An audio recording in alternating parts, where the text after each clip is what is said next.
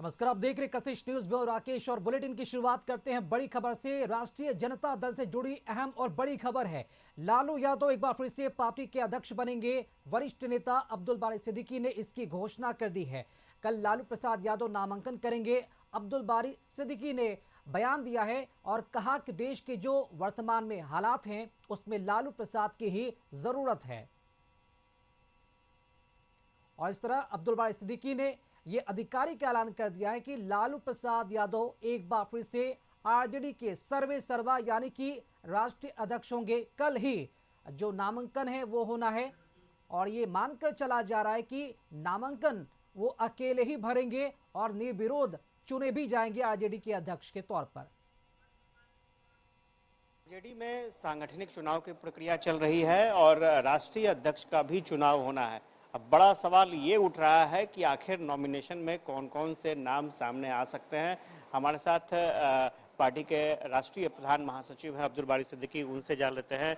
Sir, nomination कल होने जा रहा है और क्या संभावना दिखती है? लालू जी के अलावा क्या कोई और नाम हो सकते हैं?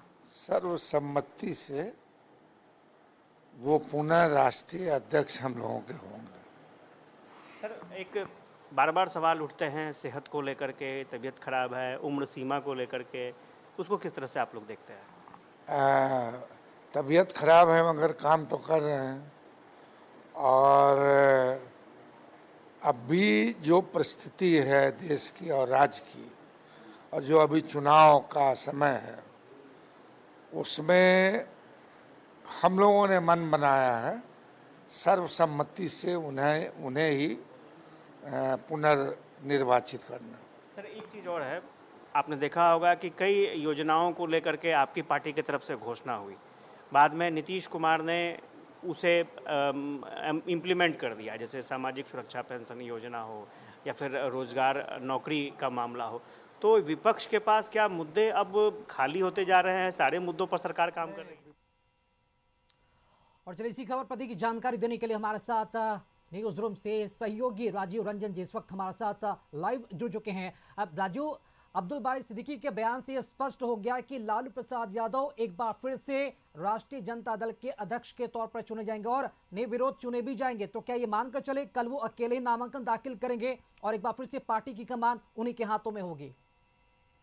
राकेश, राजद का इतिहास रहा है, आप उठा करके देख लीजिए, राष्ट्रीय अध्यक्ष कोई और नहीं बना है। और रह गया बात की नॉमिनेशन की, तो एक ही नॉमिनेशन होना है। अभी आपने सुनाया अब्दुल बारी सिद्दीकी जो कि राष्ट्रीय प्रधान महासचिव हैं, उन्होंने क्या स्पष्ट किया कि कोई भी नॉमिनेशन नहीं होगा। लालू जी खुद अकेले एकमात्र व्यक्ति होंगे, नेता होंगे जो कि राजद के राष्ट्रीय अध्यक्ष के लिए नॉमिनेशन करेंगे। तो यह स्पष्ट है कि अब फिर से लालू यादव के नेतृत्व में राजद रहेगी और बिहार विधानसभा चुनाव 2025 की बागडोर तेजस्वी ने संभाल रखी है। पार्टी की बागडोर उनके पिताजी संभालेंगे, लेकिन मुझे लगता है कि ये पहले से सब कोई जानता है कि कोई और नहीं बनेगा और इसमें कुछ नयापन नहीं था। हाँ, एक बात आई थी कि प्रदेश अध्यक्ष को लेके जो अटकलें चल रही थी, जिस तरह से लंबी खींची जा रही थी, जगदानंद सिंह कार्यालय आना छोड़ चुके थे, दो बार वो छोड़ चुके थे और उसके बाद आया था कि हम लोगों ने ही वो ब्रेक किया था। एक्सक्लूसिव खबर चलाई थी कि मगनीलाल मंडल प्रदेश अध्यक्ष होंगे और हमने इंटरव्यू भी किया था उनके गांव जाकर के, मगनीलाल मंडल के गांव सुदूरवर्ती इलाके में जाकर के उनका इंटरव्यू भी किया था। उसी समय स्पष्ट हो गया था कि मगनीलाल मंडल को जदयू से इसलिए लाया गया है, यह कह करके लाया गया है कि उन्हें प्रदेश अध्यक्ष बनाएगा और अति पिछड़ा कार्ड खेला जाएगा। चूंकि नॉर्थ बिहार में अति पिछड़ा कार्ड खेलना राजद के लिए मजबूरी है, चूंकि उत्तर बिहार से ही राजद ने मात खाई थी पिछले विधानसभा चुनाव में। 2020 का विधानसभा चुनाव देख लीजिए तो दक्षिण बिहार हो या फिर भोजपुरी बेल्ट, सिवान, छपरा, गोपालगंज, इन जगहों पे राजद अच्छा माने जीत हासिल की थी। लेकिन अंत में जाकर के नॉर्थ बिहार के क्षेत्र जहां अति पिछड़ों की संख्या ज्यादा है वहां जाकर के राजद मार खा गई थी और अपनी उसकी सरकार बनते बनते रह गई थी। तो इस बार कोई कोर कसर नहीं छोड़ना है। बिल्कुल इसी के क्योंकि तहत इशारा पहले ही मिल चुका था, क्योंकि मगनीलाल मंडल जब से ये पता चला कि वो प्रदेश अध्यक्ष बनने वाले हैं, क्योंकि वो लालू यादव के पुरानी साथी रहे हैं। अब वहीं अगर बात की जाए तो मगनीलाल मंडल को जब प्रदेश अध्यक्ष बनाया गया तो ये भी मांगकर हम लोगों ने चले कि इस बार भी वही होंगे और 13वें राष्ट्रीय अध्यक्ष के तौर पर उन्हीं की जो ताजपोशी है वो की जाएगी। अब सवाल यहाँ पर ये उठ रहा है कि लालू यादव के हाथों में आरजेडी की कमान होगी, सीट शेयरिंग का मसला हो, टिकट हो या फिर सीटों के बंटवारों को लेकर तालमेल, ये सब कुछ लालू प्रसाद यादव ही तय करेंगे, क्योंकि जमीन पर तेजस्वी यादव काम कर रहे हैं। क्या तालमेल बैठ पाएगा, किसे टिकट दिया जाए, कैसे सब वो समूह कर पाएंगे? जी देखिए, तालमेल की बात है तो लालू जी में और तेजस्वी यादव में गजब का तालमेल है।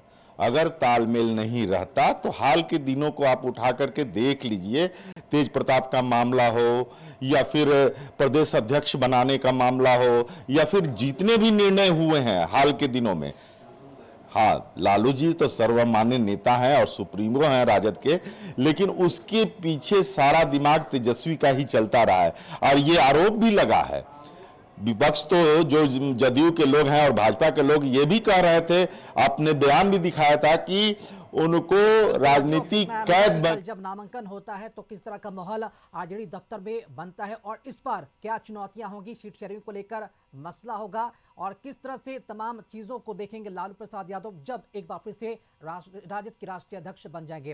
राजू, आप हमारे साथ बने रहेंगे, आगे की खबरों पर भी आपसे अपडेट लेंगे।